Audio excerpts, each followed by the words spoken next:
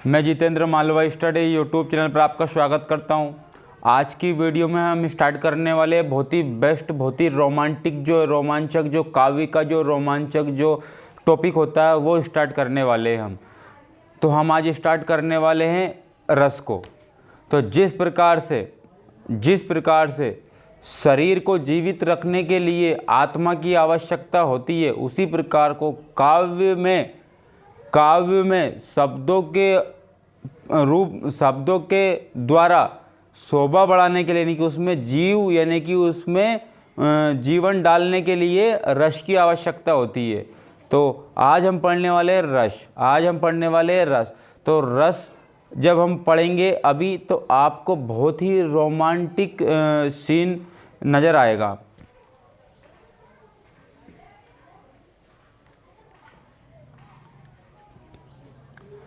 मैं Jitendra Malwa study YouTube channel पर आपका स्वागत करता हूं। आज हम पढ़ने वाले हैं बहुत ही बेहतर, बहुत ही बेस्ट और बहुत ही मज़ेदार टॉपिक, जो रहेगा हमारा रस। तो काव्य शास्त्र में हम रस को पढ़ेंगे। सबसे पहला जो काव्य शास्त्र में किसको पढ़ेंगे? रस को पढ़ेंगे। तो रस एक ऐसा टॉपिक है जिसमें आप बहुत ही आनंद की अनुभूति करोगे। और इस टॉपिक में यदि मैं ऐसे कोई शब्द यूज़ करता हूँ, प्रयोग में लेता हूँ, तो आप अपने दिल पे मत लेना। मैं जब भी करूँगा आपको, मतलब आपके एंटरटेनमेंट और आपको वो टॉपिक से रिलेटेड जो भी शब्द को मुझे अर्थ बताना होगा, उसके लिए प्रयोग में करूँगा, ना कि आपके लिए। तो आप जो है आपके दिल पे मत लेना। कुछ ऐसे शब्द यूज़ करूँगा ताकि आपका इसमें क्या बना रहे, रोमांच बना रहे।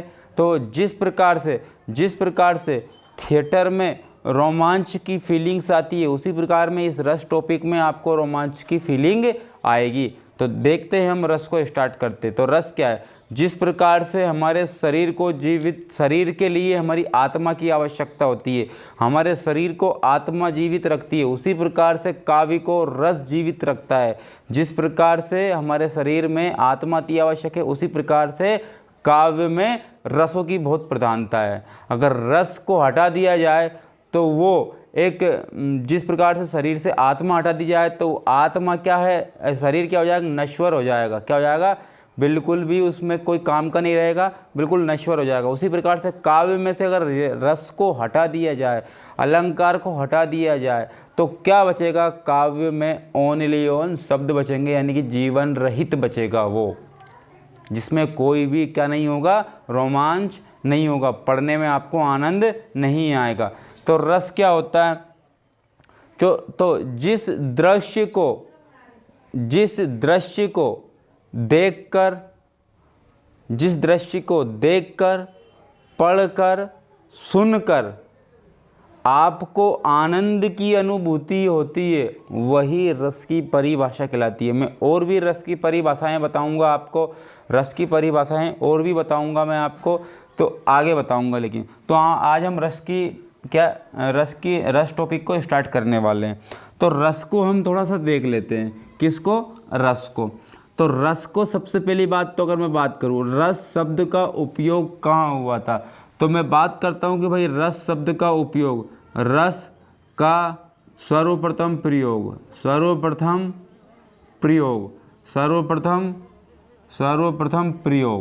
तो प्रयोग सर्वप्रथम कहाँ हुआ था?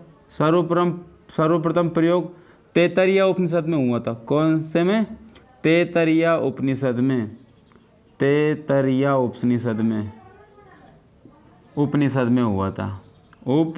में हुआ था। तो आपको ये पता होना चाहिए कि भाई सर्वप्रथम रस का प्रयोग किस में किया गया था? तैत्तरीय उपनिषद में किया था। तैत्तरीय उपनिषद में किया था। अगर मैं बात करूं कि भाई सर्वप्रथम रस का प्रयोग तैत्तरीय उपनिषद में किया था, तो ये किसके रूप में किया गया था? तो इस रस का प्रयोग सर्वप्रथम स्वाद के रूप में किया गया था। तो सर्वप्रथम आपसे क्वेश्चन पूछेगा कि सर्वप्रथम प्रयोग रस का कौन से उपनिषद में हुआ, तो आप बोलोगे तैत्तरीय उपनिषद में। सर्वप्रथम रस का प्रयोग किस से मतलब किस प्रकार से हुआ, तो आप बोलोगे श्वात के रूप में हुआ। किस रूप में हुआ? श्वात के रूप में हुआ रस का सर्वप्रथम प्रयोग। आगे अगर और बात करते हैं हम, आगे और बात करते हैं हम रस के बारे में, आगे और बात करते हैं तो हम मानते हैं कि काव्य शास्त्र में, हम मानते हैं कि काव्य शास्त्र में, काव्य शास्त्र में, काव्य शास्त्र में, काव्य शास्त्र में प्राचीन मान्यता के अनुसार, प्राचीन मान्यता के अनुसार, प्राचीन मान्यता के अनुसार, प्राचीन मान्यता के अनुसार, के अनुसार तो सर्वप्रथम क्या हुआ?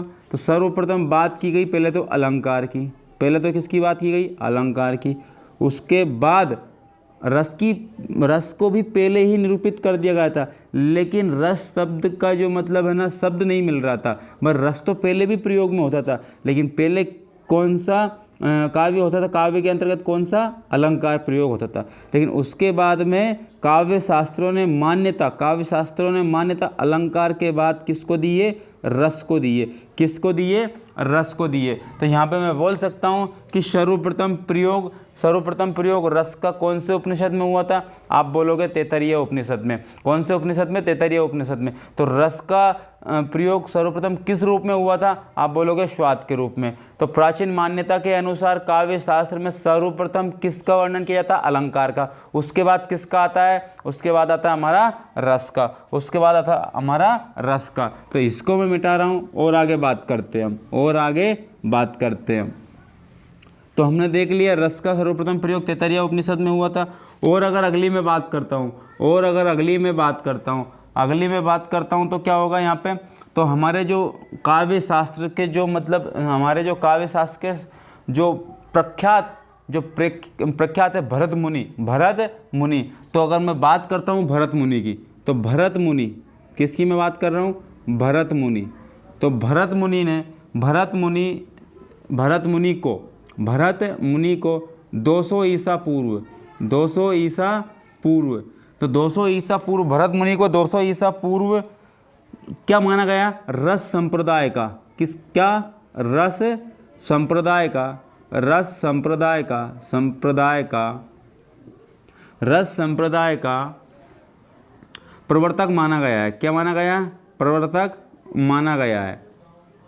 तो ऐसा बोला गया है कि हमारे जो भरत मुनि थे, वो सर्वप्रथम 200 ईसा पूर्व किसके संप्रदाय माने गए हैं? रस संप्रदाय के प्रवर्तक माने गए हैं। तो आपसे क्वेश्चन पूछा जाएगा कि किस काव्य शास्त्री को रस प्रवर्तक माना गया है? तो आपका जवाब होगा भरत मुनि। तो भरत मुनि को क्या माना गया है? रस संप्रदाय का प्रवर्तक माना गया है, रस संप्रदाय का प्रवर्तक माना गया है। तो आप बोलोगे कौन से टाइम पर? तो 200 ईसा पूर्व के टाइम पर, 200 ईसा पूर्व के समय पर। तो अगली अगर मैं बात करता हूँ तो आपको मैं थोड़ा सा क्या पहले फैक्ट बता रहा हूँ, फिर हम चलेंगे रस पर। तो अगर मैं और आगे बात करता हूँ तो हमारे भरत मुनि ने अपना एक ग्रंथ था, अपना एक क्या था? ग्रंथ था। तो भरत मुनि का एक ग्रंथ था। वो ग्रंथ कौन सा था? वो ग्रंथ कौन सा था? नाट्य शास्त्र। कौन सा था? नाट्य शास्त्र। तो नाट्य शास्त्र में क्या किया गया इनने? तो नाट्य शास्त्र में रस का वर्णन किया गया। नाट्य शास्त्र में किसका वर्णन किया गया? रस का वर्णन किया गया। तो नाट्य शास्त्र में जो नाट्य शास्त्र का जो छठवां अध्याय,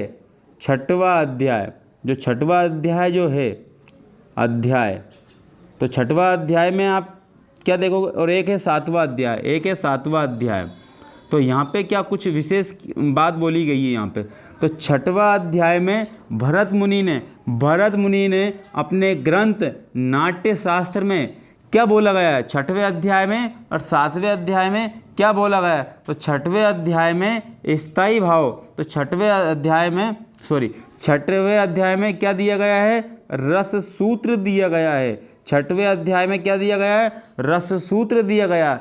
जबकि नाट्य शास्त्र के 7वें अध्याय में क्या बोला गया है? नाट्य शास्त्र के 7वें अध्याय में बोला गया है कि स्थायी भाव, स्थाई भाव, स्थाई भाव, विभाव, विभाव, अनुभाव, अनुभाव, और एक आता है व्याभिचारी भाव, व्याभिचारी भाव, व्याभिचारी भाव। तो ये जो चार बात, ये जो चार बोला गया है, व्याभिचारी, अनुभाव, विभाव, स्थाई भाव, तो रस भरत मुनि के ग्रंथ नाट्य शास्त्र में 6वें अध्याय में रस सूत्र को दिया गया है, तो 7वें अध्याय में रस के 4 अंगों को दिया गया है, स्थाई भाव, विभाव, अनुभाव और व्याभिचारी भाव। तो ये जो 4 जो है अंग रस के, वो 7वें अध्याय में दिए गए हैं,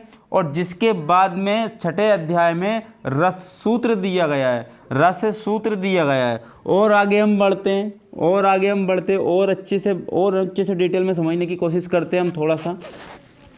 तो अभी तक हमने बात ये देखी कि भरत मुनि ने अपने नाट्य शास्त्र जो ग्रंथ है उसमें 6वें अध्याय में तो रस सूत्र दिया गया, और 7वें अध्याय में रस के 4 अंग होते हैं वो दिए गए हैं, स्थाई भाव, विभाव, अनुभाव और व्याभिचारी भाव। और पहले हमने क्या देखा है कि सर्वप्रथम रस का प्रयोग तैत्तरीय उपनिषद में श्वात के रूप में किया गया है, श्वात के रूप में किया गया। और भरत मुनि को 200 ईसा पूर्व से ही रस का प्रवर्तक माना जाता है, रस का प्रवर्तक माना जाता है। और आगे हम जानने की कोशिश करेंगे, और आगे हम जानने की कोशिश करेंगे। तो रस सूत्र तक हम पहुंच गए थे। तो इनने रस सूत्र कौन सा दिया, भरत मुनि ने रस सूत्र कौन सा दिया है, रस सूत्र कौन सा दिया है? तो हम बोलेंगे भरत मुनि के अनुसार, भरत मुनि के अनुसार, भरत मुनि के अनुसार,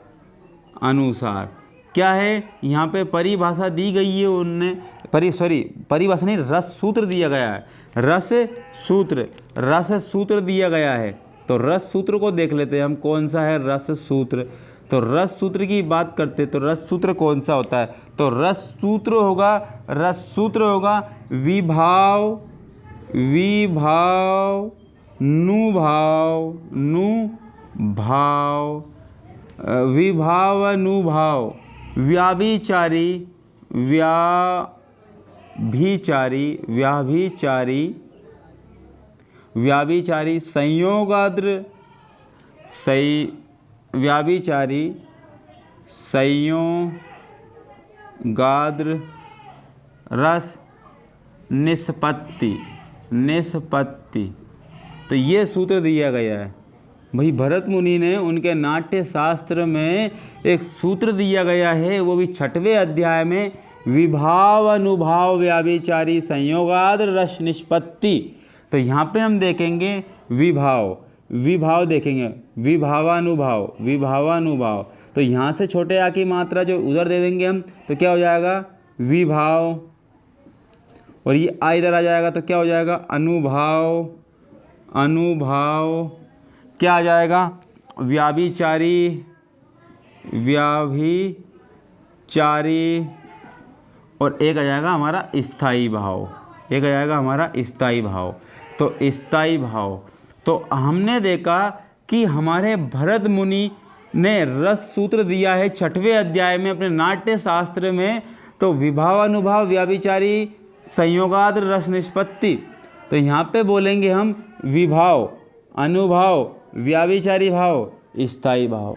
तो हम यहाँ देखेंगे कि ये जो है 4 अंग होते हैं रस के, रस के कितने अंग होते हैं?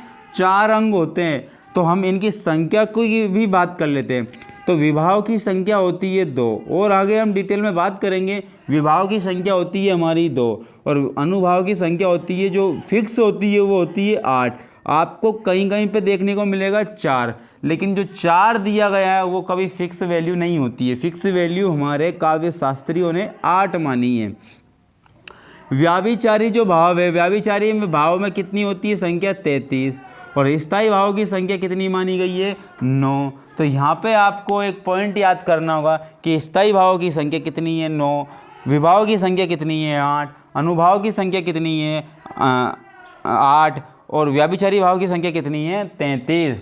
तो 33 जो व्याभिचारी भाव होते हैं, ये क्षणिक होते हैं। स्थायी भाव क्या होते हैं? हमारे मन में व्याप्त होते हैं जन्म से ही। अनुभाव क्या होते हैं? अनुभाव को विभाव उद्दीप्त करता है, विभाव जागृत करता है किसको? अनुभाव को। और विभाव जागृत करता है किसको? स्थायी भाव को। तो विभाव जागृत करता है स्थायी भाव को, विभाव जागृत करता है स्थायी भाव को।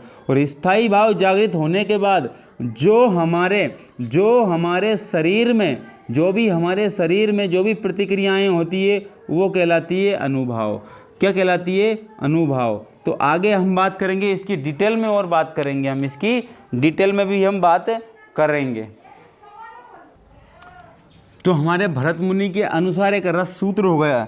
तो हमारे एक और आचार्य हैं, एक और आचार्य हमारे, तो हमारे आचार्य एक और विश्वनाथ।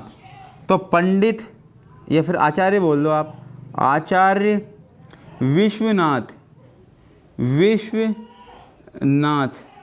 के अनुसार रस सूत्र दिया गया है। के अनुसार रस सूत्र दिया गया है। तो रस सूत्र कौन सा दिया गया है हमारे पंडित विश्वनाथ के अनुसार? तो विश्वनाथ के अनुसार हमारा जो रस सूत्र दिया गया है, काव्य तो यहाँ वाक्य रसात्मक काव्यम। तो ये बोला गया है हमारे आचार्य विश्वनाथ के अनुसार रस सूत्र दिया गया है वाक्य रसात्मक काव्यम। वाक्य रसात्मक काव्यम। तो भाई वाक्य में रस क्या होता है? वाक्य में रस समाहित होता है और वही वाक्य ही काव्य में प्रयोग होने के बाद में उस काव्य के क्या बढ़ा देता है? सुंदरता बढ़ा देता है। क्या बढ़ा देता है? सुंदरता बढ़ा देता है। तो हमारे आचार्य भरत मुनि ने रस सूत्र दिया था, विभाव अनुभाव व्याभिचारी रस संयोगाद रस निष्पत्ति। उसी प्रकार से आचार्य विश्वनाथ ने कौन सा सूत्र दिया था? वाक्य रसात्मक काव्यम। वाक्य रसात्मक काव्यम। तो ये हमारे जो भी जो काव्य शास्त्री थे उनके अनुसार अभी हमने रस की चर्चा की है। और आगे हम बात कर लेते हैं। और आगे हम बात कर लेते। अगर मैं बात करता हूँ यहाँ पर किन के अनुसार? भरत मुनि के अनुसार।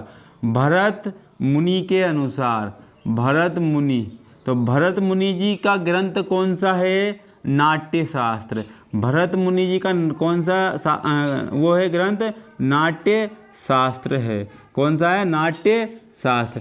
तो इस नाट्य शास्त्र में भरत मुनि ने ओनली 8 रसों की चर्चा की है। कितने रसों की चर्चा की है? 8 रसों की चर्चा की है। तो यहाँ पे मैं बोल सकता हूँ कि भरत मुनि के अनुसार रसों की संख्या कितनी मानी गई है? 8। तो भरत मुनि ने अपने नाट्य शास्त्र में कौन से रस की चर्चा नहीं की है? तो आप इसको स्टार बनाकर लिखोगे कि यहाँ पे शांत रस की भरत मुनि ने अपने नाट्य शास्त्र में चर्चा नहीं की है। तो भरत मुनि के नाट्य शास्त्र में कौन से रस की चर्चा नहीं है? शांत रस की चर्चा नहीं है। भरत मुनि के नाट्य शास्त्र में कितने रसों की चर्चा है? 8 रसों की चर्चा है। तो भरत मुनि अपने नाट्य शास्त्र में कौन से रस की चर्चा नहीं करते हैं? शांत रस की चर्चा नहीं करते हैं।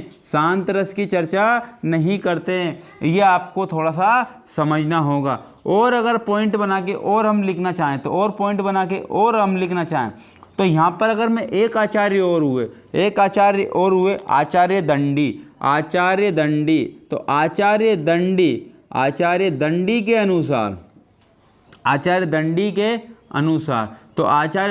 के अनुसार जो बात होती है, तो आचार्य दंडी ने भी कितने रस माने हैं? आचार्य दंडी के अनुसार भी रसों की संख्या कितनी है? 8। तो रसों की संख्या जो है कितनी मानी गई है? 8 मानी गई है।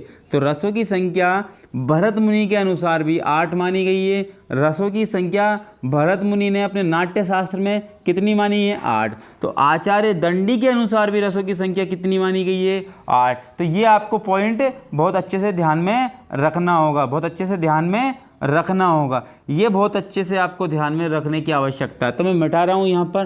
तो और आगे हम बात करते हैं तो थोड़ी सी और यदि मैं आगे बात करता हूँ अभी, फिर और भी हम कर लेंगे कि भरत मुनि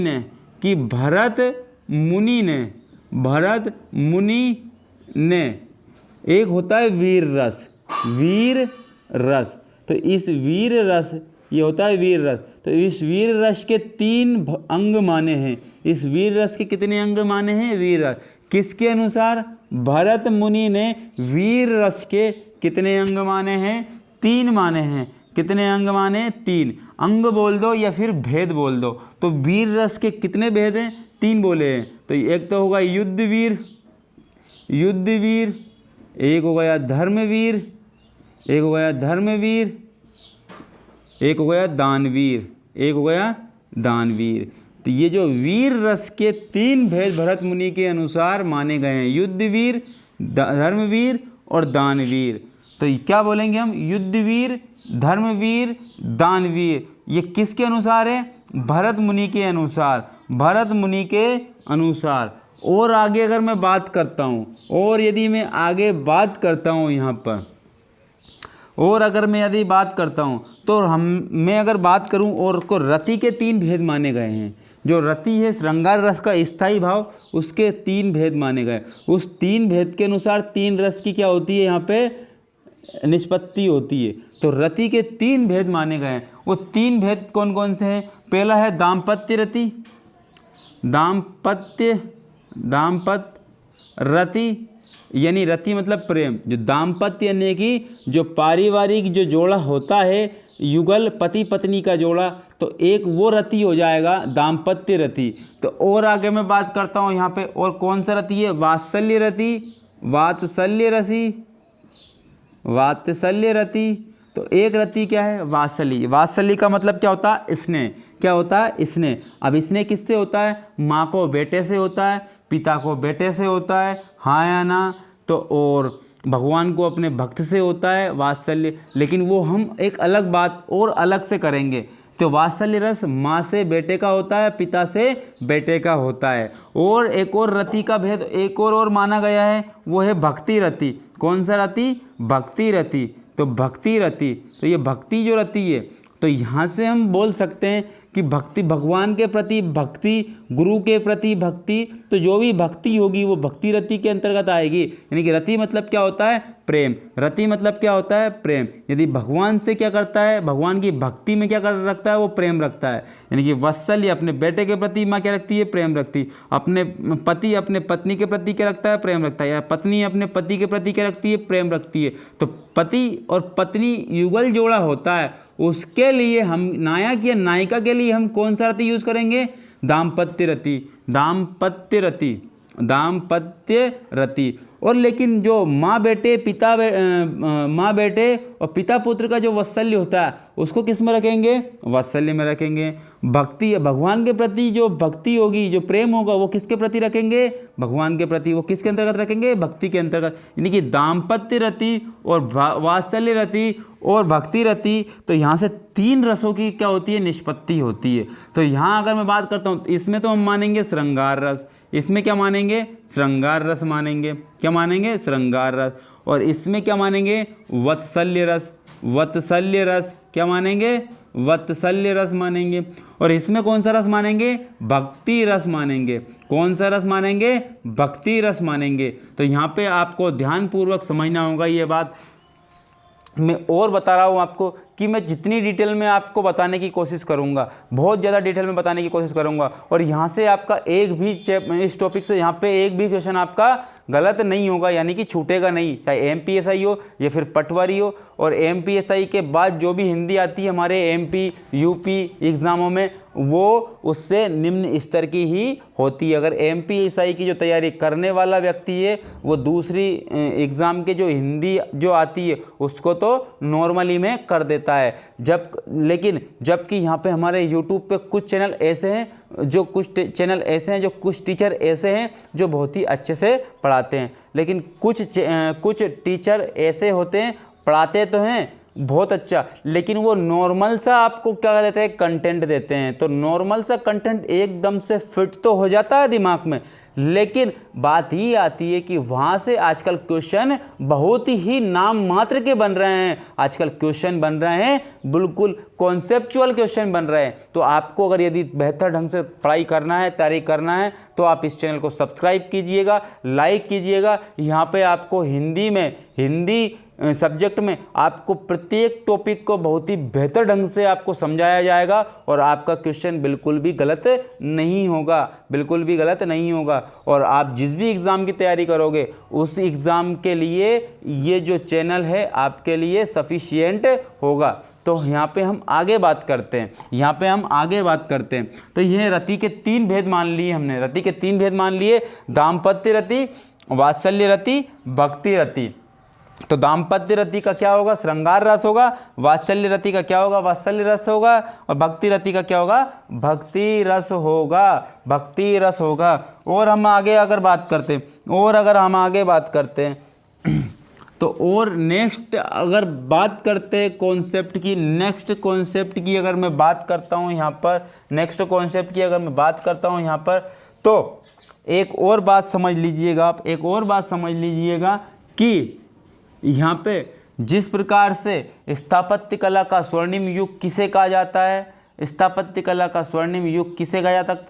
किसे कहा जा सकता है, तो आप बोलोगे शाहजहाँ के। किसके, शाहजहाँ के।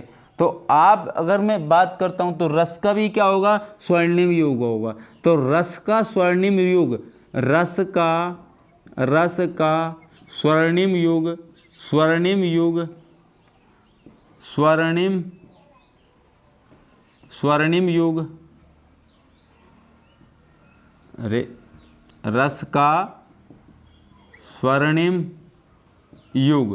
रस का स्वर्णिम युग किसे कहा जाता है, यानी कि किस समय को कहा जाता है, किस समय को कहा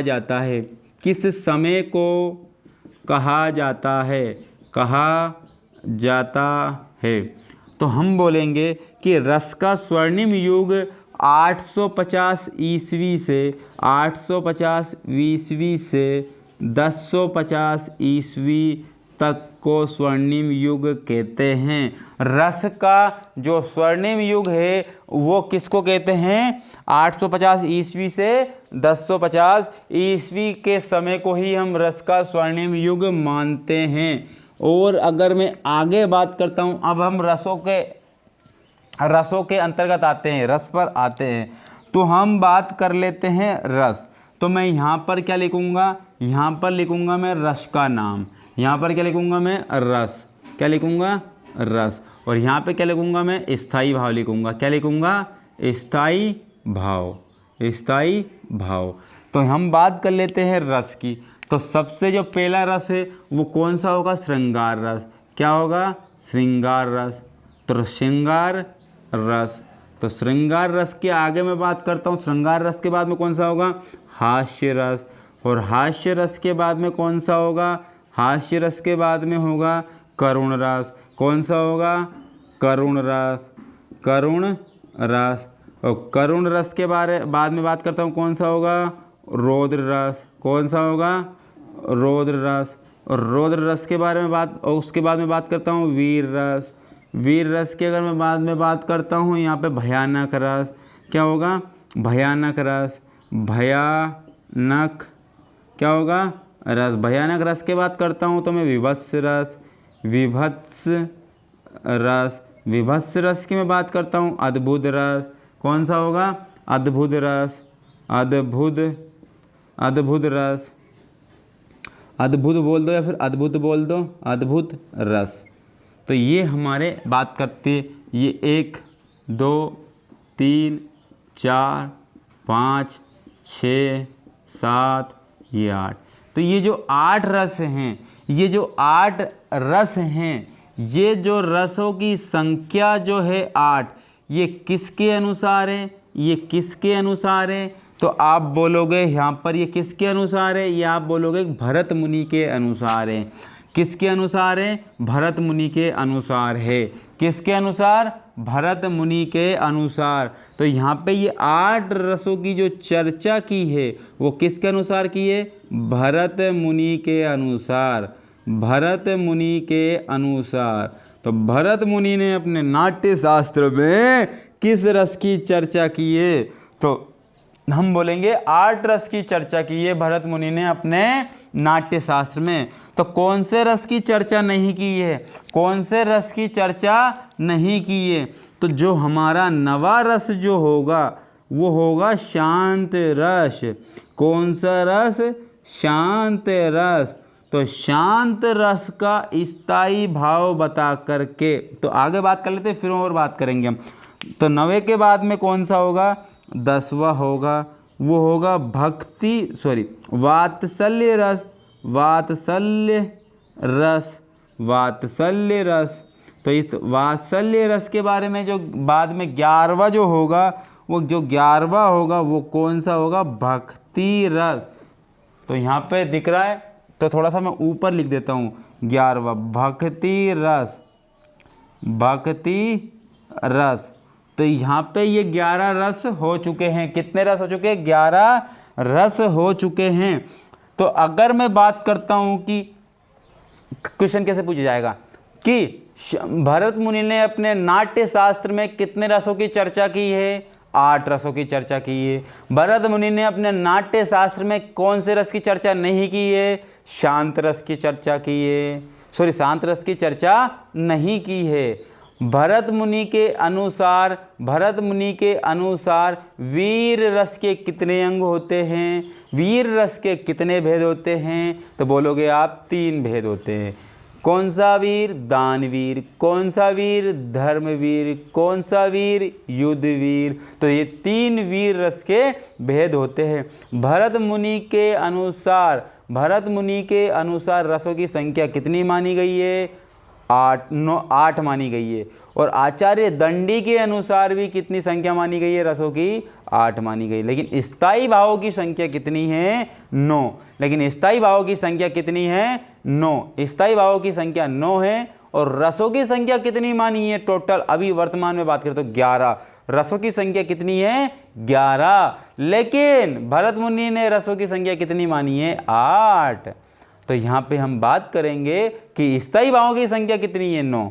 तो मैं बात कर लेता हूँ कि स्थायी भावों की संख्या 9 है। तो स्थायी भाव, शांत रस का स्थायी भाव भी खोज लिया गया है, वो भी हमारे आचार्यों ने। तो यहाँ पे ये चीज़ मिटाने की मैं मिटा रहा हूँ यहाँ पे ये चीज़, क्योंकि मैं यहाँ पर क्या लिखूँगा? यहाँ पर मैं लिखूँगा स्थायी भाव।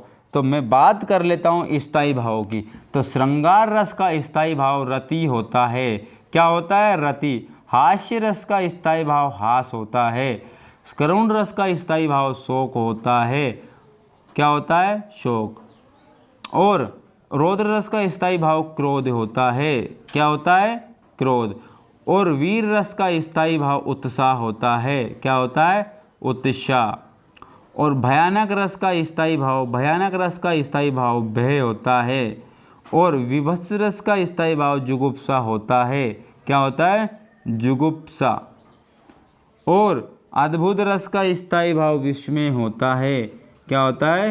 विस्मय। विस्मय। क्या होता है? विस्मय। और शांत रस का स्थायी भाव निर्वेद होता है। क्या होता है? निर्वेद। तो आप वत्सल रस का स्थायी भाव क्या होता है? वत्सल। वत्सल। और भक्ति रस का स्थायी भाव क्या होता है? भक्ति रस का स्थायी भाव होता है देवरति। क्या होता है? देवरति। क्या होता है? देवरति। तो यहाँ पे हम बात करेंगे देवरति होता है भक्ति रस का स्थायी भाव। तो आपके मन में ये सवाल उठ रहा होगा कि जब भरत मुनि ने रसों की संख्या 8 मानी है तो ये शांत रस कहाँ से आया है? इस शांत रस के स्थायी भाव कहाँ से बना है? तो हम बोल सकते हैं कि शांत रस के स्थायी भाव को खोज निकाला हमारे उद्भट जी ने निकाल डाला। तो उद्भट जी ने शांत रस का स्थायी भाव निर्वेद बोला गया है। तो इस प्रकार जो शांत रस को नवा रस माना है, शांत रस को नवा रस माना है, नवा रस किसके अनुसार? उद्भट जी के अनुसार, उद्भट जी के अनुसार। उद्भट जी ने कौन से रस को नवा रस माना है? तो नवा रस शांत रस को माना है। तो और आगे मैं बात करूं कि वात्सल्य रस को 10वां रस किसने माना है? तो हमारे 10वां रस जो होगा, 10वां जो रस होगा हमारे आचार्य विश्वनाथ ने माना है, आचार्य विश्वनाथ ने माना है। तो विश्वनाथ ने 10वें रस को कौन सा, 10वें रस की संज्ञा किसको दी है? तो हमारे 10वें रस की संज्ञा दी है वात्सल्य रस को। तो और आगे बात करें हैं, और आगे बात करते हैं कि भक्ति रस को 11वां रस किसने माना है? तो भक्ति रस को 11वां जो रस है वो माना है, भक्ति रस को 11वां जो रस है वो माना है हमारे रूप गोस्वामी ने, रूप गोस्वामी ने। तो गोस्वामी, तो हम बोल सकते हैं यहाँ पर, तो आपको आश्चर्य नहीं होना चाहिए कि हमारे MPSI 2017 में पूछा गया था कि बताइए कि 10वें और 11वें रस की संज्ञा कौन से रस को दी गई है। तो 10वें और 11वें रस को कौन कौन से रस ऐसे जो 10वां 11वां रस माना जाता है? तो आपका आंसर होगा वात्सल्य रस और भक्ति रस। तो वात्सल्य रस और भक्ति रस। तो आपको ये आश्चर्य नहीं होना चाहिए, आपको ये आश्चर्य नहीं होना चाहिए कि यूपी जो SI जो है उसमें ये पूछा गया था कि आचार्य भरत मुनि ने अपने नाट्य शास्त्र में कौन से रस की चर्चा नहीं की है? तो शांत रस की चर्चा नहीं की है, शांत रस की चर्चा नहीं की है। तो ये आपको बहुत ही बेहतर ढंग से आपको समझना पड़ेगा। तो शांत रस को इस नवा रस किसने माना है? उद्भट जी ने। वात्सल्य रस को 10वां रस किसने माना है? विश्वनाथ जी ने। भक्ति रस को 11वां रस किसने माना है? रूप गोस्वामी ने माना है। लेकिन अगर मैं बात करता हूँ कि लेकिन स्थायी रसों की संख्या कितनी है? 9। तो वो जो ये रस हैं स्टार्टिंग के 9, ये स्थायी भाव के अनुसार, स्थायी भाव के अनुसार 9 संख्या मानी है।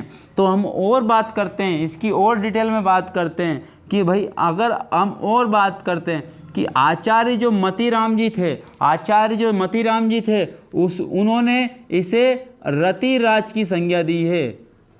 रसराज की संज्ञा किसकी? रस राज की संज्ञा दी है। तो रसराज की संज्ञा किसने दी है? आचार्य मतीराम जी ने दी है, आचार्य मतीराम जी ने दी है। तो आचार्य मतीराम जी ने रसराज की संज्ञा कौन से रस को दी है? तो श्रृंगार रस को रसराज माना जाता है, श्रृंगार रस को रसराज माना जाता है। लेकिन कौन से काव्य शास्त्री के अनुसार, कौन से आचार्य के अनुसार? तो आचार्य मतीराम जी के अनुसार श्रृंगार रस को रसराज माना गया है, श्रृंगार रस को रसराज माना गया है। और अगर मैं आगे बात करता हूँ कि हमारे जो करुण रस जो है, हमारा जो करुण रस जो है, ये जो करुण रस जो है इसको रसराज माना गया है, इसको भी रसराज माना गया है।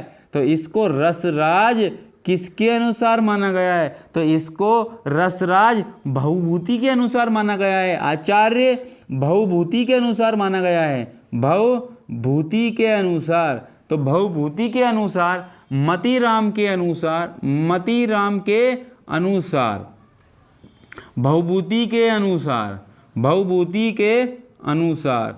तो आचार्य मतीराम के अनुसार श्रृंगार रस को रसराज माना है, करुण रस को भवभूति के अनुसार रसराज माना गया है। तो आपको ये पता होना चाहिए ताकि आपको क्वेश्चन कहीं से कहीं तक भी आपको फंसा नहीं सके। ऐसा पूछ लिया जाता है कि आचार्य भवभूति के अनुसार रसराज की संज्ञा कौन से रस को दी है? आप झट से जाओगे रसराज तो हमारा श्रृंगार रस को मानते हैं, श्रृंगार रस को मानते हैं। तो सारे व्यक्ति रसराज की संज्ञा श्रृंगार रस को बोल दोगे। लेकिन आपको ये पता नहीं है कि बहुत ही डीपली क्वेश्चन है कि करुण रस को जो रसराज की संज्ञा बहुभूति के अनुसार दी गई है, तो आपको पूछने, अगर क्वेश्चन पूछेगा एग्जाम में तो पूछेगा कि करुण रस को रसराज की संज्ञा किसने दी है? बहुभूति ने दी है। बहुभूति के अनुसार रसराज की संज्ञा कौन से रस को दी गई है? करुण रस को। आपसे पूछेगा मतिराम के अनुसार रसराज की संज्ञा किसको दी गई है? तो श्रृंगार रस को। और श्रृंगार रस को रतिराज की संज्ञा किसके अनुसार दी गई है? तो आप बोलोगे कि हमारे मतिराम के अनुसार। लेकिन सिंपल क्वेश्चन ये पूछ लिया जाए कि रसराज कौन से रस को माना जाता है, क्योंकि हमारा जो व्यापम जो एग्ज़ाम लेने वाला है, ये जो क्वेश्चन बहुत सारे उटपटांग पूछता है। इनको अभी मान के चलते हैं हम, इनने अभी पुलिस का पेपर बनवाया है, इनने पुलिस का पेपर जिस भी एजेंसी से बनवाया होगा वो तो या तो बहुत ही अक्लमंद होगी कि अपने आप को बहुत ही टैलेंटेड समझती है। ये जो हमारी जो मध्य प्रदेश जो व्यापम है, अभी नाम दूसरा चेंज हो गया है, लेकिन मैं व्यापम बोल रहा हूँ क्योंकि व्यापम ने ही अभी पुलिस का एग्ज़ाम लिया है। तो व्यापम ने ही पुलिस का एग्ज़ाम लिया है, लेकिन व्यापम ने पहले कंपनी दूसरी लेती थी, अब कंपनी दूसरी ले रही है व्यापम के जो सारे एग्ज़ाम। तो उस कंपनी ने और हमारे व्यापम ने मिलके जिस भी व्यक्तियों को, जिस भी एजेंसी को पेपर बनाने का जो क्या दिया है, कॉन्ट्रैक्ट दिया है, तो वो व्यक्ति, या मैं ऐसा बोलता हूं कि दिमाग से बिल्कुल पैदल हैं। तभी तो एक मध्य प्रदेश पुलिस के एक पेपर में 8-8 9 गलतियां निकल रही है, 8-8 9 गलतियां निकल रही है। वो जो स्टूडेंट है वो कम से कम 7-7 8-8 साल से तैयारी करने वाला है। और मैं अगर बात करूं तो 2017 से कोई सी भी वैकेंसी नहीं निकली है, 2017 से, तो 4 से 5 वर्ष की तैयारी कर रहा है। और आप रॉन्ग क्वेश्चन देकर के उसके जीवन के साथ खिलवाड़ कर रहे हो, तो इसी आवेश में आके व्यक्ति या तो आत्महत्या कर लेता है या कुछ गलत कदम उठा लेता है। लेकिन ऐसा कभी भी नहीं करना है, हमें डटकर सामना करना है ऐसी एजेंसियों से, ऐसे व्यक्तियों से, भ्रष्टाचारी नेताओं से। हमें क्या करना चाहिए? सामना करना चाहिए ऐसे व्यक्तियों से। तो हमें एकजुट होके इनका सामना करना होगा, नहीं तो ये हमारे भविष्य के साथ ऐसे ही खिलवाड़ करते रहेंगे। इनको 100 नंबर का क्वेश्चन बनाना तो आ नहीं रहा है। ये बच्चे का फ्यूचर क्या खाक बदलेंगे? इनको 100 क्वेश्चन फिक्स करना नहीं आ रहा है, 100 में से 100 क्वेश्चन सही करना नहीं आ रहा, उसमें से भी 7-7 8-8 गलतियां निकाल लेते हैं। तो या तो ये घूस लेके बने होंगे, ये घूस दे के बने होंगे, ये तो ये व्यक्ति जो है, जो पेपर बनाने वाले हैं, ये घूस दे के बने होंगे। तभी तो ये अपना जो 100 नंबर का पेपर है, ये 100 नंबर का पेपर है, बिल्कुल एक्यूरेसी के साथ, 100% एक्यूरेसी के साथ नहीं बना पा रहे हैं। और बोलते हम पेपर ले रहे हैं, काई का खाक पेपर ले रहे हो आप। जो हमारे बेरोजगार युवा हैं, जो पेपर देने वाले, जो एग्ज़ाम की तैयारी करने वाले, उनके भविष्य के साथ आप खिलवाड़ कर रहे हो, तो इनसे बचना है हमें। तो इसीलिए मैं बोलने की कोशिश कर रहा हूँ कि व्यापम अगर ये क्वेश्चन पूछता है कि बताइए कि रसराज की संज्ञा कौन से रस को दी गई, सिंपल पूछता है, तो हमें डायरेक्ट जवाब देना है हमारे श्रृंगार रस को, क्योंकि ये बहुत सारे उटपटांग पूछता है क्वेश्चन, और वो उसके अनुसार ही पूछता है, और वो ही क्या मान्य करता है वो। तो क्या कर सकते हैं? अब करेंगे इसका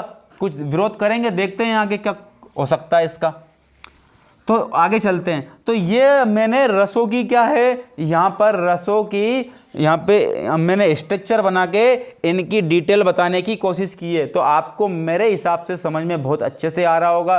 और समझ में यदि आता है, समझ में नहीं आता है, और किसी भी प्रकार की कोई परेशानी होती है तो कमेंट्स बॉक्स में अपनी राय ज़रूर रखना। ये मेरा आपसे हाथ जोड़ के निवेदन है कि आप अपना जो कमेंट्स के द्वारा अपनी राय ज़रूर रखना कि आपका कंटेंट बहुत ही बेस्ट है, कि आपका कंटेंट में थोड़ी बहुत कमी है, या आपकी जो आवाज़ है उसमें थोड़ी दिक्कत है, तो उसको कमेंट्स करके यदि मुझे बताओगे तो मैं उन कमियों को दूर करने की कोशिश करूँगा, और मेरे में तभी इम्प्रूवमेंट होगा।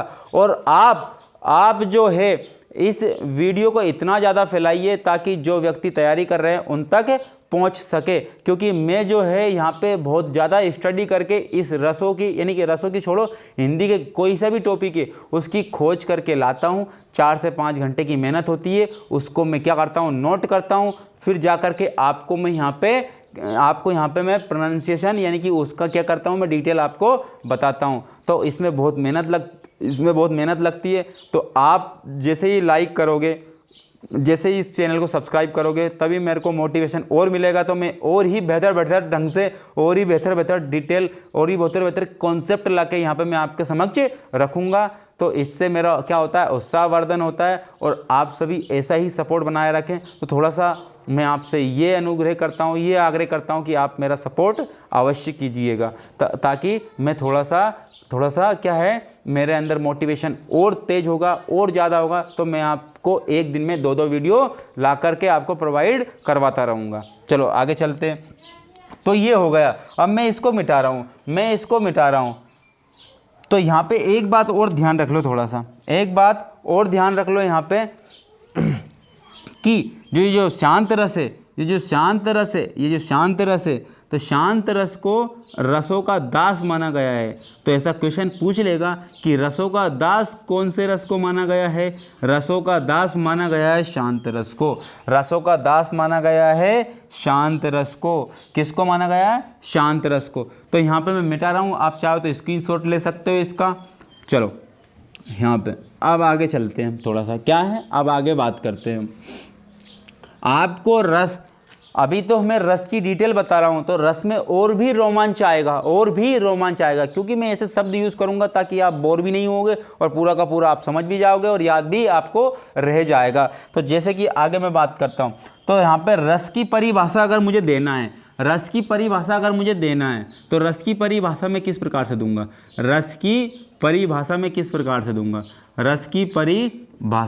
तो रस की परिभाषा देखते हैं किस प्रकार से देते हैं। तो रस की परिभाषा की अगर मैं बात करता हूँ, तो यहाँ पे होगा स्थायी भाव होगा।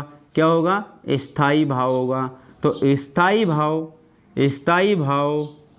विभाव, क्या होगा? विभाव।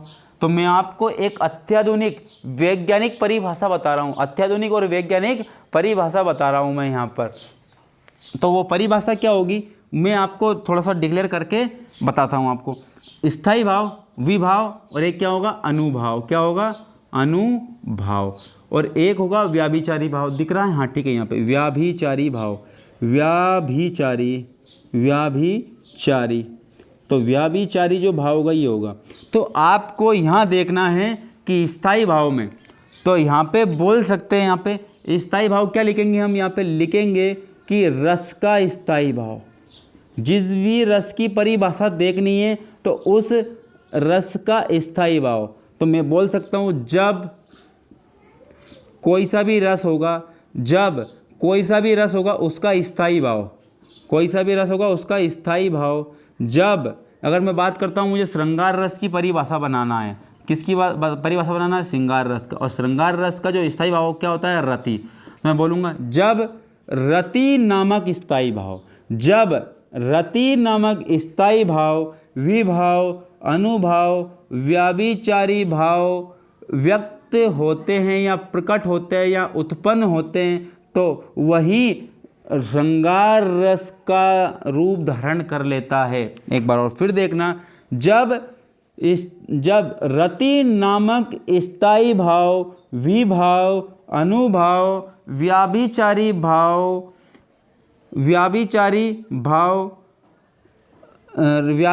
भाव की निष्पत्ति से श्रृंगार रस बनता है। क्या बनता है? श्रृंगार रस बनता है। तो किसी भी, अगर जैसे कि यहाँ पे मुझे बनाना है करुण रस का। क्या बनाना है? करुण रस का बनाना है। तो करुण रस का स्थायी भाव क्या होता है? शोक। क्या होता है?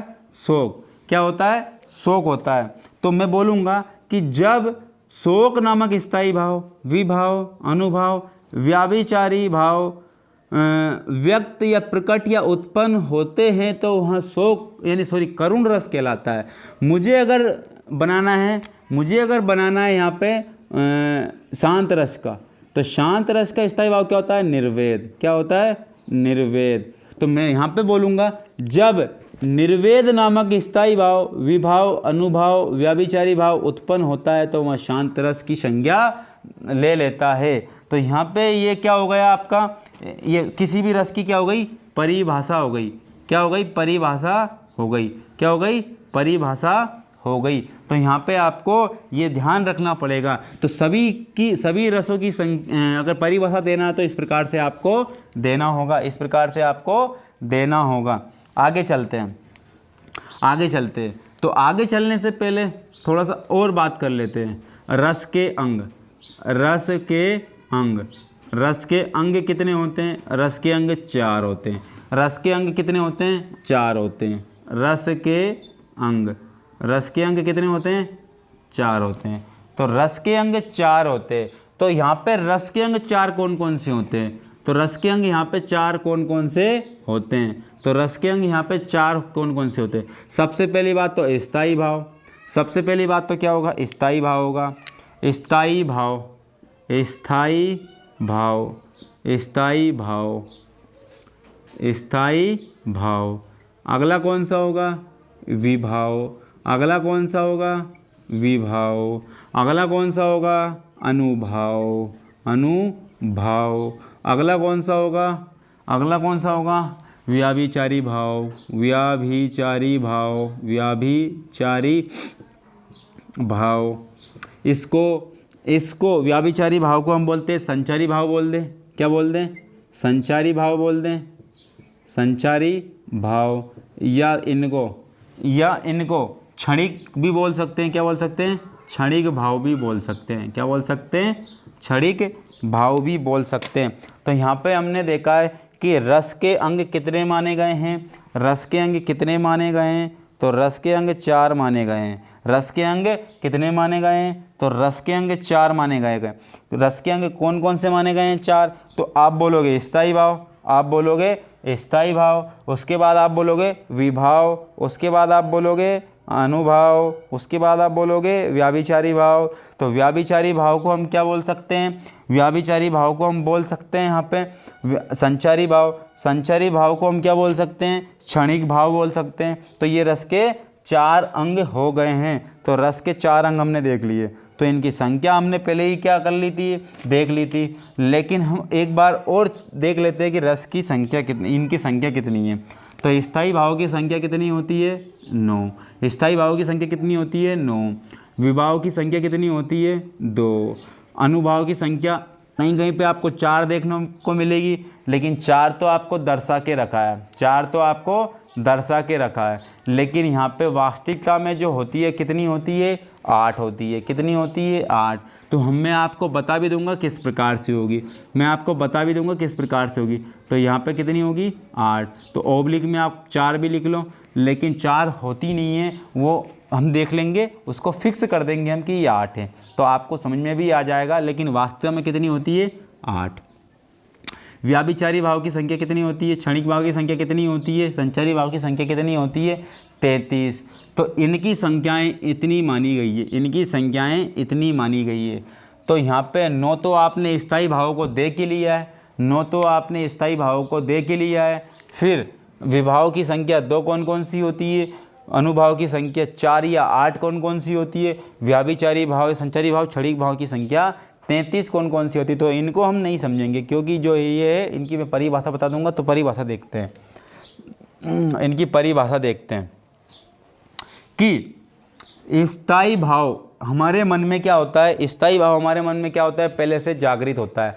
जैसे ही हम जन्म लेते हैं, हमारे स्थायी भाव भी हमारे अंदर क्या होता है? समाहित होते हैं। स्थायी भाव क्या होते हैं? समाहित होते हैं।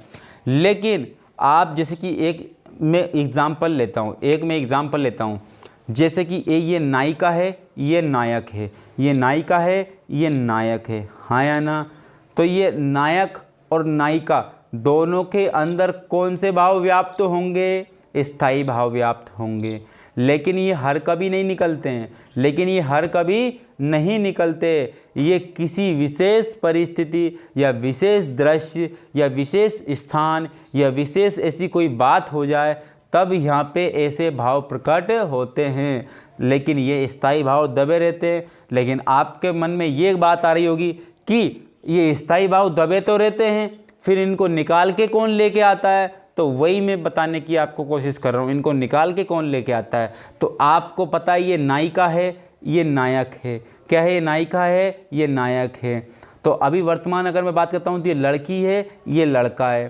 तो अगर मैं आपसे बात करता हूँ ये नायिका जो है सजती संवरती है, जितने भी मतलब जो 16 श्रृंगार करने के बाद में यदि नायक के सामने आती है तो नायक के सामने आने के जस्ट बाद ही नायक इससे क्या होता है, प्रभावित होता है। इस नायिका को देख करके क्या होता है, प्रभावित होता है। उसके अंदर रति नामक स्थायी भाव जागृत हो जाता है, प्रेम नामक स्थायी भाव जागृत हो जाता है। तो आप मुझे बताओ ध्यान से कि ये जो प्रेम नामक स्थायी भाव हुआ है, जगह है, वो किसके कारण जगा हुआ है, नायिका के कारण। और नायिका ने क्या ऐसा किया था कि नायक इससे अट्रैक्टिव हो गया? तो आप बोलोगे नायिका ने क्या किया था, श्रृंगार किया था। तो वही श्रृंगार जो है वो किसके अंदर आ जाएगा, विभाव के अंदर आ जाएगा। तो हम इसको देखेंगे कि किसके कारण हुआ है और किसके मन में हुआ है ये जो अट्रैक्शन हुआ है।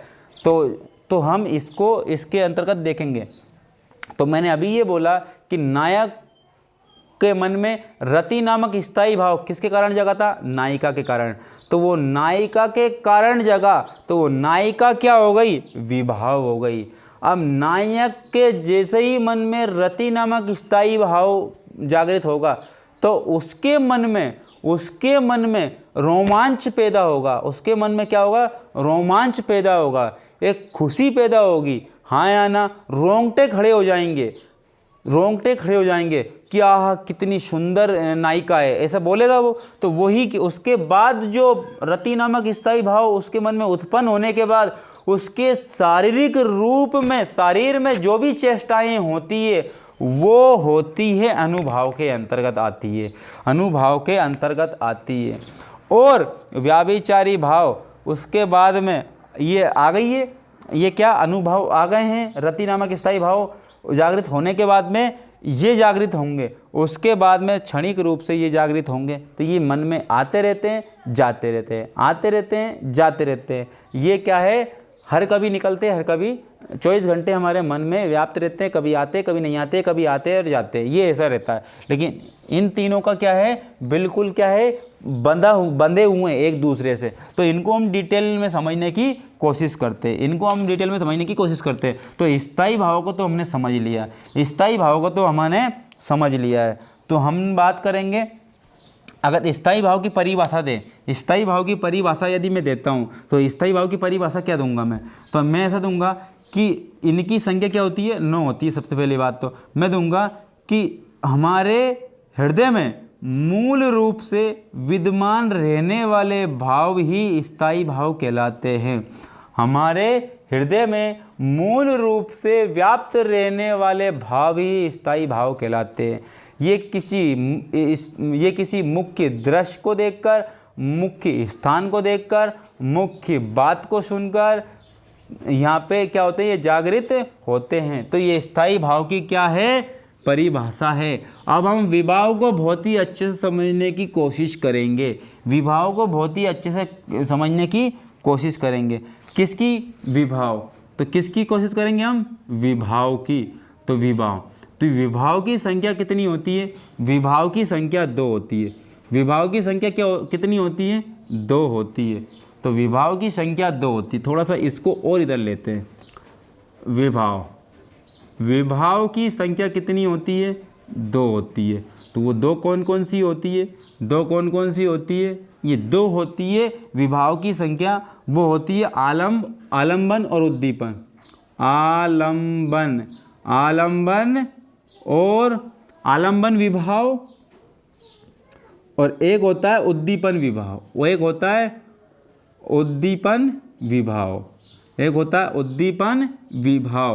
तो ये जो होता है उद्दीपन विभाव और एक आलंबन विभाव। तो विभाव की संख्या हमने कितनी मानी थी, 2 मानी थी। तो वो 2 कौन सी हो गई, आलंबन विभाव और उद्दीपन विभाव। तो ये विभाव की संख्या 2 हो चुकी है। अब मैं अगर आगे बात करता हूँ कि आलंबन विभाव की संख्या भी 2 मानी गई है।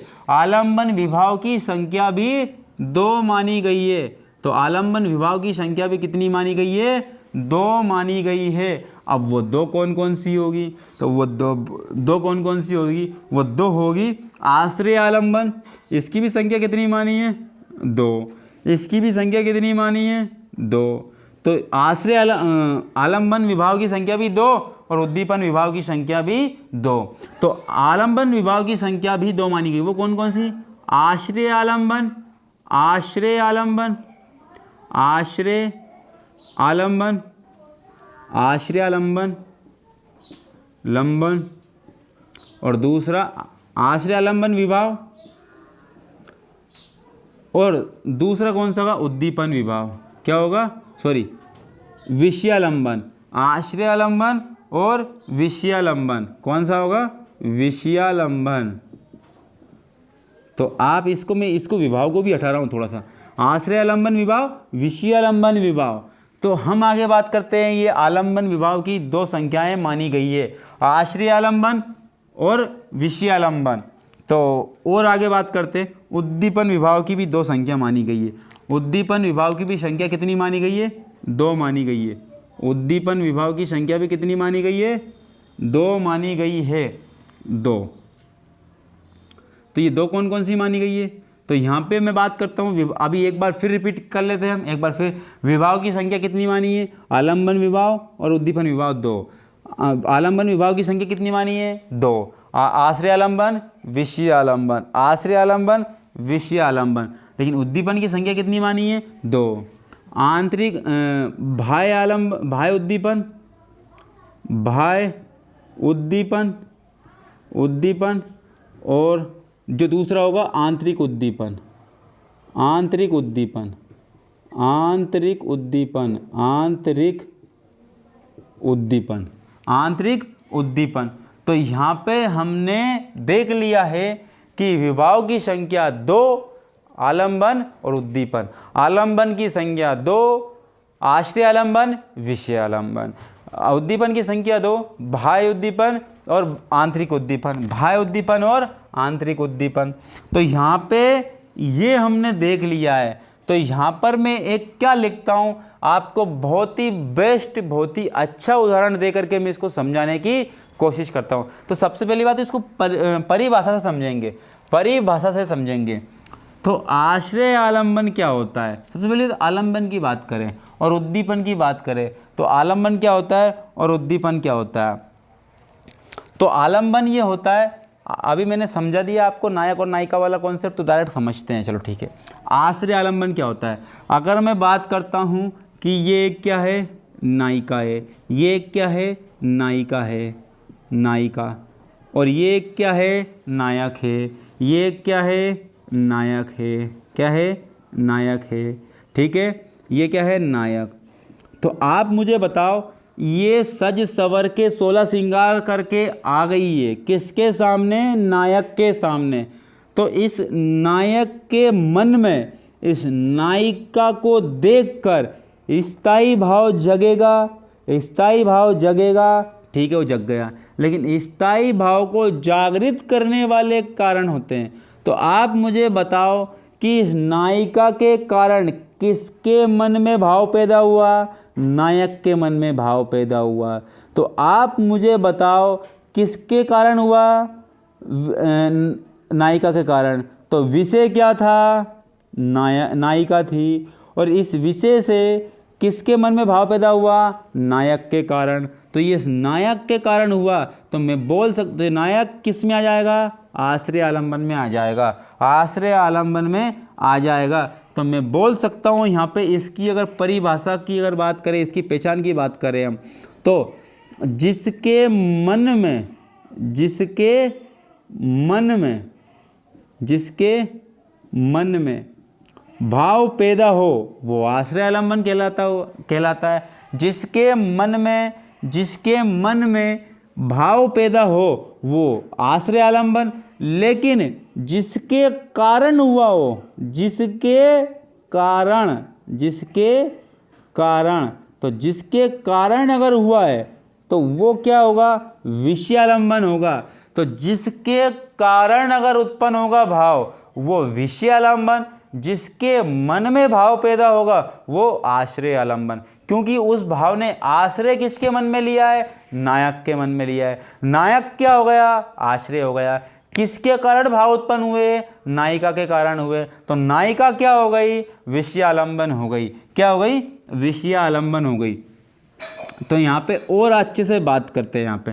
तो जिसके मन में भाव पैदा होता है वो आश्रयालंबन, जिसके कारण होता है वो विषयालंबन होता है, वो विषयालंबन होता है। और अगर मैं और बात करता हूँ यहाँ पे कि भाय उद्दीपन क्या होगा? जो भार दिखेगा वो क्या होगा? वो होगा प्रकृति से संबंधित। क्या होगा? प्रकृति से संबंधित। वो क्या होगा? प्राकृतिक होगा। कैसा होगा? प्राकृतिक। हाँ या ना? और आंतरिक जो होगा प्राकृतिक के अगर प्राकृतिक जो है वो क्या है? भाय उद्दीपन है। वो क्या है? भाय उद्दीपन है। लेकिन आंतरिक जो होगा वो क्या होगा? भौतिक होगा। यहाँ पे क्या होंगे? प्राकृतिक तत्व होंगे, यहाँ पे प्राकृतिक तत्व, और यहाँ पे क्या होंगे? भौतिक तत्व होंगे। क्या होंगे? भौतिक तत्व होंगे। तो यहाँ पे भौतिक तत्व। तो यहाँ से अगर मैं आपको एक एग्जाम्पल के थ्रू समझाने की कोशिश करता हूँ, तो यहाँ पे आपने देखा होगा भाय उद्दीपन प्राकृतिक तत्व होगा और आंतरिक उद्दीपन भौतिक तत्व होगा। अगर विषयालंबन है तो जिसके कारण हुआ वो विषयालंबन, और जिसके मन में पैदा हुआ वो आश्रयालंबन है। आश्रयालंबन। तो आंतरिक जो विभाव है, जो आलंबन विभाव है, उसके दो भेद होते हैं, आश्रयालंबन, विषयालंबन। उद्दीपन के विभाव के दो भेद होते हैं, भाय उद्दीपन और आंतरिक उद्दीपन। तो एक मैं यहाँ पे क्या ले रहा हूँ? एग्जाम्पल ले रहा हूँ। तो एक एग्जाम्पल यहाँ पे ले लेते हैं। यहाँ पे उदाहरण लेकर के हम समझने की कोशिश करते हैं। उदाहरण लेकर के समझने की कोशिश करते हैं। यहाँ पे उदाहरण लेकर के समझने की कोशिश करते हैं। एक और अजगर ही लखी, एक और अजगर ही लखे, एक और अजगर ही लखे, एक और मृग राय, एक और मृग राय, एक और मृग राय, विकल बटोही बीच ही, विकल बटोही बीच ही पड़यो मूर्छा खाए, पड़यो मूर्छा खाए। तो यहाँ पे क्या हो जाएगा आपका? ये एग्जाम्पल हो चुका है यहाँ पे। तो एक समय की बात है कि एक व्यक्ति जंगल के रास्ते से जा रहा था। तो जंगल के रास्ते यदि वो गया है, तो आप मुझे बताओ कि यहाँ पे जंगल के रास्ते जो व्यक्ति गया है वो क्या कहलाएगा? राहगीर। राह में चलने वाला राहगीर। राहगीर का नया नाम, एक और नाम क्या है? बटोही। तो यहाँ पे मैं बोल सकता हूँ बटोही का एक नाम क्या होता है? राहगीर। राह में चलने वाला। तो एक समय की बात है कि एक व्यक्ति जंगल के रास्ते से पैदल जा रहा था। तो उस जंगल में कुछ हिरण भी होंगे, कुछ शेर भी होंगे, कुछ मगरमच्छ भी होंगे। तो ऐसे जानवर होंगे। तो आप देखो कि उसके सामने जैसे ही वो जानवर आते हैं तो वो बटोही एक और तो मृग राय देखता है और एक और देखता है यहाँ पे क्या? अजगर देखता है। एक और क्या देखता है? अजगर देखता है। तो जंगल में अजगर भी होंगे, हाँ या ना? तो यहाँ पे देखो, एक और अजगर ही लखी, एक और अजगर ही लखी। तो यहाँ पे ये बोला जा रहा है कि बटोही यानी क्या हो गया? राहगीर। तो राहगीर कहाँ जा रहा था? एक वन में जा रहा था। कहाँ जा रहा था? एक वन में। अब आप मुझे बताओ कि अजगर और मृग राय यानी कि शेर ये कहाँ मिलेंगे आपको? जंगल में मिलेंगे। अब आपके मन में ये आ रहा होगा कि वहाँ तो चिड़ियाघर में भी मिल सकते हैं, लेकिन चिड़ियाघर में आप घूमने जाओगे चिड़ियाघर में आप घूमने जाओगे तो आप वहाँ डरोगे नहीं उन जानवरों से, क्योंकि वो पिंजरे में बंद होते हैं। वो क्या होते हैं? पिंजरे में बंद होते हैं। लेकिन राहगीर मूर्छा खा के गिर गया, यानी कि वो डर गया। अब डरा कहाँ होगा? जंगल में, क्योंकि ये जो जानवर होते हैं कहाँ होंगे? जंगल में होंगे। कहाँ होंगे? जंगल में होंगे। तो एक और अजगरही लकी, एक और मृगराय, बिकल बटोही बीच ही पड़ियो मूर्छा खाए। जब राहगीर, जब बटोही जंगल के रास्ते से गुजर रहा था तो उसको एक और अजगर ही दिख गया, अजगर दिख गया, और एक और दिख गया मृगराय, मतलब शेर दिख गया, मतलब शेर दिख गया। तो यहाँ पे जैसे ही अजगर और शेर को राहगीर ने रास्ते में चलते हुए देखा है, वो भी जंगल में देखा है, तो वो अचानक से कैसा पड़ गया? क्यों पड़ गया? मूर्छा खाके पड़ गया। कैसे पड़ गया? मूर्छा खाके पड़ गया। तो मूर्छा क्यों आई थी? क्योंकि उसने अजगर को देखा था, उसने मृगराय शेर को देखा था। तो आप मुझे बताओ कि जो बटोही चल रहा था, जो राहगीर चल रहा था, उसके मन में डर हुआ। तो ये जो है यहाँ पे ये जो भय रस का उदाहरण है, ये कैसा रस का उदाहरण है? भय रस का उदाहरण है। तो भय रस का उदाहरण के माध्यम से मैं आपको विभाव के दो अंग होते हैं, आलंबन, उद्दीपन। आलंबन के दो अंग होते हैं, आश्रय आलंबन, विषय आलंबन। उद्दीपन के भी दो अंग होते हैं, बाह्य उद्दीपन, आंतरिक उद्दीपन। तो ये मैं समझाने की आपको इस उदाहरण के माध्यम से कोशिश कर रहा हूँ। तो राहगीर बटोही के मन में एक डर पैदा हुआ है, एक भय पैदा हुआ। तो किसके मन में पैदा हुआ? राहगीर के मन में। तो यहाँ आया जिसके मन में, तो राहगीर क्या हो गया? राहगीर हो गया आश्रय आलंबन। राहगीर क्या हो गया? आश्रय आलंबन हो गया। अब आप मुझे बताओ जिसके कारण, किसके कारण हुआ? अजगर और मृगराय को देखकर। तो मैं यहाँ बोल सकता हूँ कि एक अजगर को देखकर, किसके कारण हुआ? अजगर को देखकर।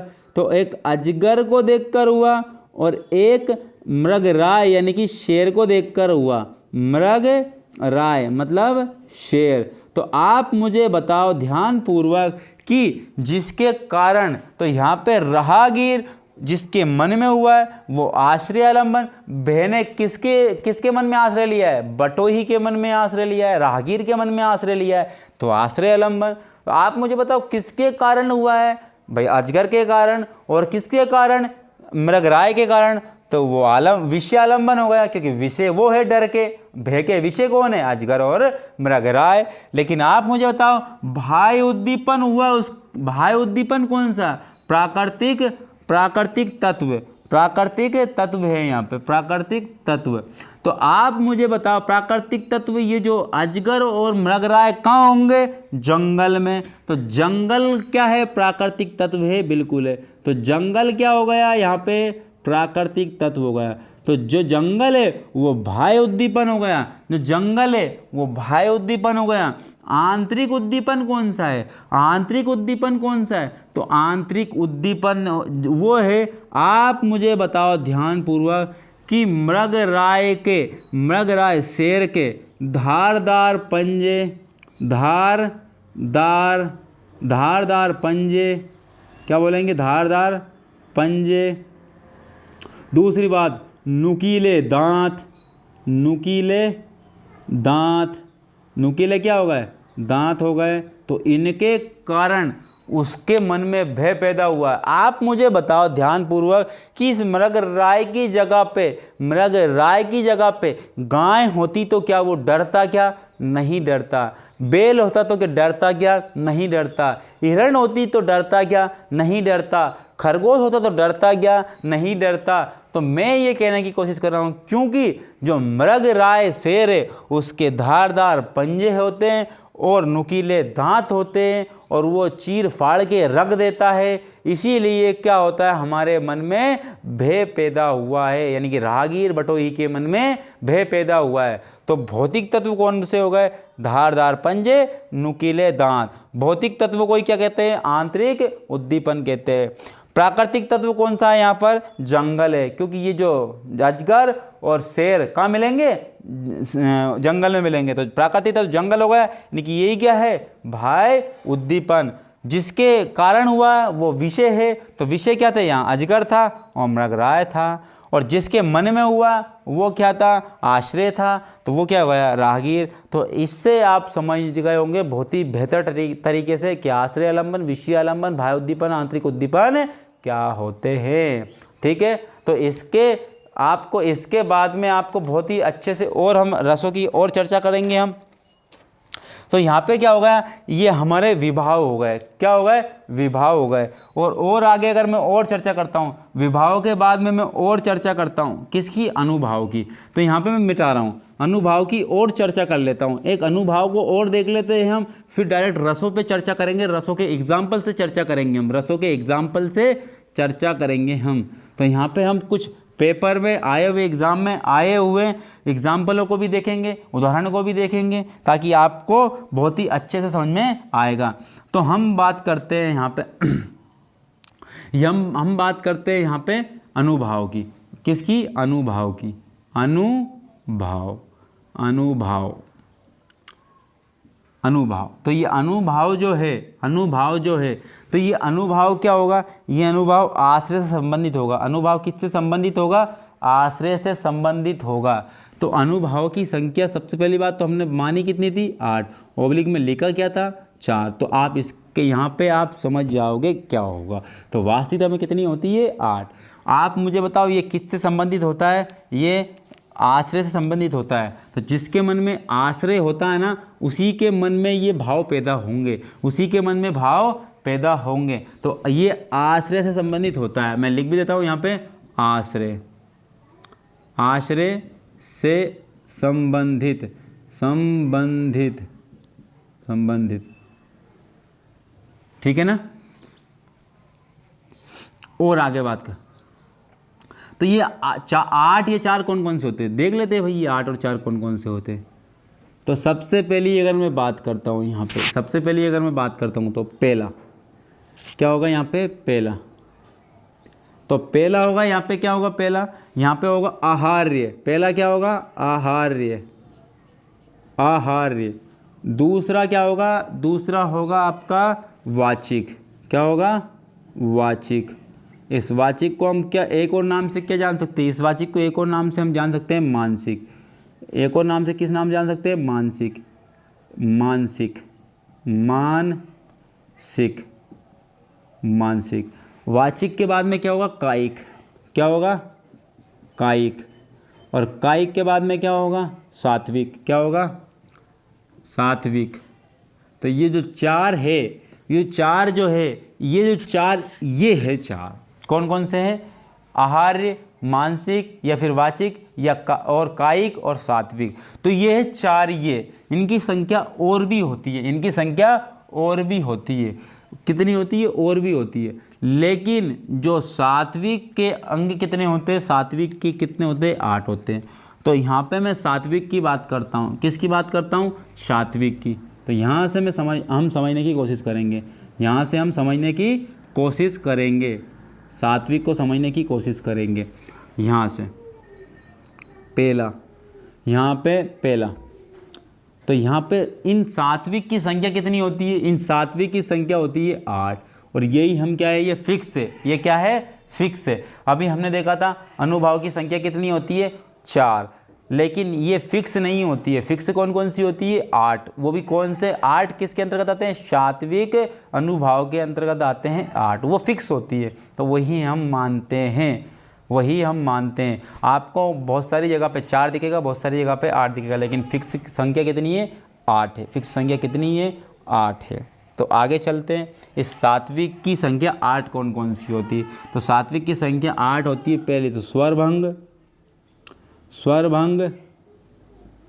दूसरी स्वरभंग के बाद में आता है श्वेत, क्या आता है? श्वेत तीसरी। श्वेत के बाद में आता है स्तंभ, स्तंभ, स्तंभ, ये कौन सी है? चौथी। तीसरी है स्तंभ, चौथी, पांचवी, छठी,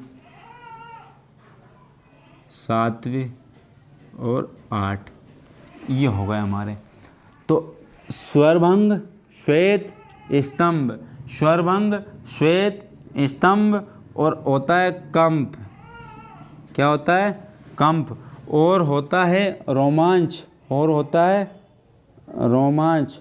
रोमांच के बाद में और होता है विवर्णता, विवर्णता, विवर्णता। विवर्णता के बाद में और होता है अश्रु। क्या होता है? अश्रु, यानी कि आंसू, अश्रु, अश्रु। और अश्रु के बाद होता है प्रलय, प्रलय।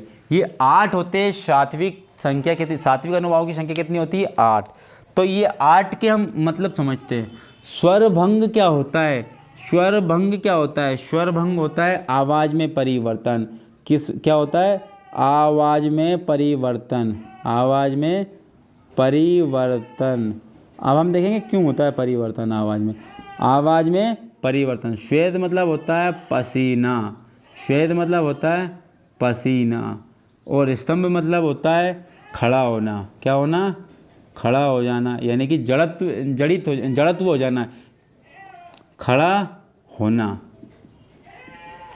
और आगे बात करते हैं कंप, यानी कि कांपना, कांपना। और आगे बात करते हैं रोमांच। रोमांच मतलब रोंगटे खड़े होना, रोंगटे खड़े होना, खड़े होना। ये क्या है? रोमांच है। ये क्या है? रोमांच। विवर्णता रंगहीन होना, रंगहीन होना, हीन होना। अश्रु, आंसू। और प्रलय क्या होगी? बेहोश। क्या होगा? बेहोश, बेहोशी। क्या होगी? बेहोशी होगी।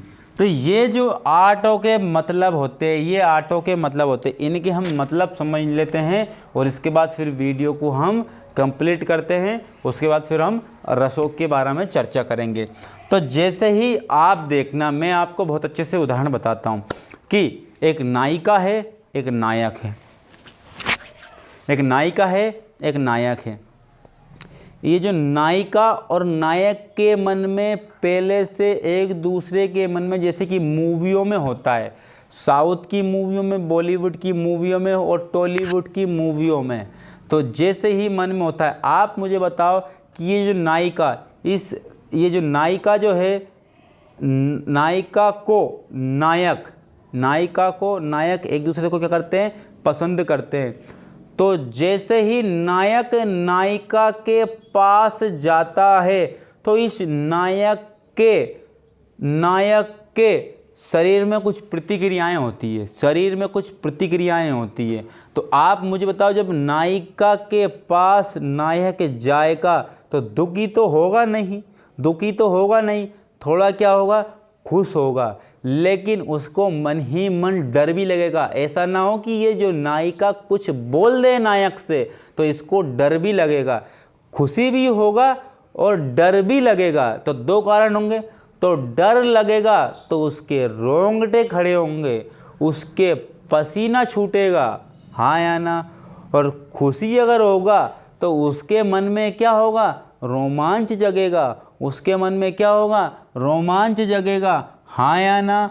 और जिसके बाद में और अगर वो उससे बोलने की कोशिश करेगा तो उसकी आवाज़ में परिवर्तन होगा, उसकी आवाज़ हकलाने लगेगी, क्योंकि पहली बार वो इससे मिलने जा रहा है, पहली बार वो इससे मिलने जा रहा है। तो उसके मन, उसकी आवाज़ में भी क्या होगा? उसके आवाज़ में भी क्या होगा? हकलाने लगेगा, उसकी आवाज़ भी क्या होगी? परिवर्तन हो जाएगी, हकलाने लगेगा, वो शरीर उसका कांपने लगेगा। शरीर उसका कांपने लगेगा, उसके शरीर में पसीना छूटने लगेगा, उसके शरीर में पसीना छूटने लगेगा।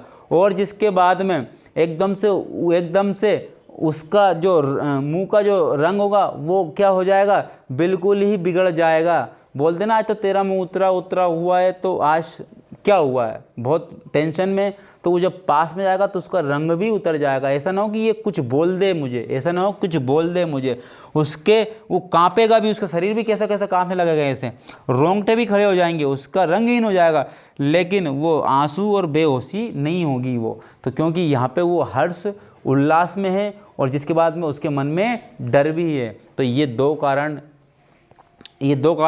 किसके कारण होते हैं, बहुत ज़्यादा भय के कारण होते हैं। जैसे कि आप कहीं बारिश के समय पे कहीं अगर आप गांव के हो तो आप कहीं जा रहे होगे, आपके खेतों में जा रहे होंगे बारिशों में, तो जैसे ही जाते हो अचानक से सांप आपको दिख जाता है, तो आप झट से क्या डर के, और कोई अगर मान के चलो छोटा कच्चा पोचा होगा तो वो बेहोशी हो जाएगा, क्या हो जाएगा, बेहोशी हो जाएगा। और जैसे कि आपके कोई प्रिय व्यक्ति है, अगर वो अचानक से उसकी खबर आप किसकी डेथ की सुन लेते हो, मरने की सुन लेते हो, एक्सीडेंट की सुन लेते हो, तो आपके मन में एक ऐसा भाव पैदा होता है, आपके आँखों से अपने आप ही आंसू आने लगते हैं। और जिसके बाद में ये जो अनुभव है क्या होते हैं, सबसे पहली बात तो स्थायी भाव को कौन जागृत करेगा, विभाव। स्थायी भाव को कौन जागृत करेगा, विभाव ने स्थायी भाव को जागृत कर दिया। अब जागृत होने के बाद उसके शरीर में जो भी प्रक्रियाएं होंगी वो किसके अंतर्गत आएंगी, अनुभाव के अंतर्गत आएंगी। मैं फिर बोल रहा हूं कि विभाव ने काम किया है स्थायी भाव को जगाने का। जब स्थायी भाव उसके मन में जागृत हो जाता है, जब उसके शरीर में जो भी प्रक्रियाएं होंगी, ऐसे आवाज़ रुक जाएगी, जब बोल नहीं पाएगा, तो ये जो प्रतिक्रियाएं हैं किसके अंतर्गत आती है, अनुभाव के अंतर्गत आती है। तो आपने ये बहुत ही बेहतर ढंग से समझा होगा, इसको हमने बहुत ही अच्छे कॉन्सेप्चुअल समझा है। तो ये आप इस चैनल को लाइक और सब्सक्राइब जरूर करना।